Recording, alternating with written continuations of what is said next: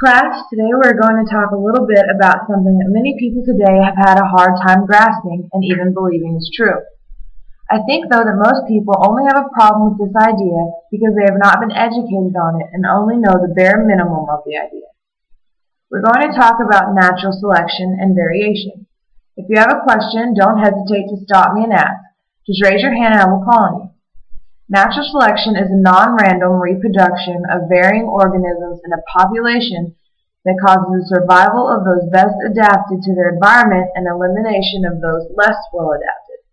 This leads to evolutionary change if the variation is heritable, accumulating the most favorable traits in the population and discarding less favorable ones.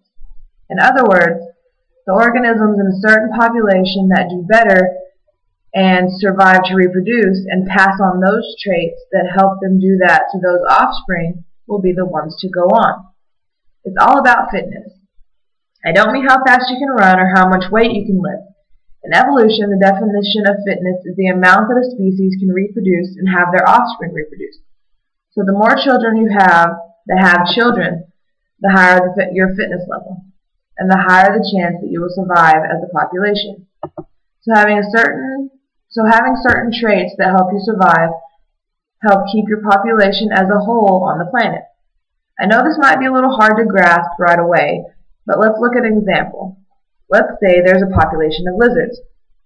In this population, there are some born with a mutation that causes them to have a small pointy spike on the top of their head.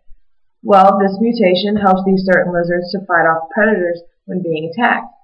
Therefore, more of them would stay alive. But what about the lizards that don't have this mutation? They would be killed much easier, and therefore the lizards that have the spike would have a much better survival rate. So to wrap up, populations have variation, and populations have an unequal ability of individuals to survive and reproduce. Only best fit individuals survive and get to pass on their traits to their offspring. Natural selection takes many generations, and changes do not happen to individuals, they happen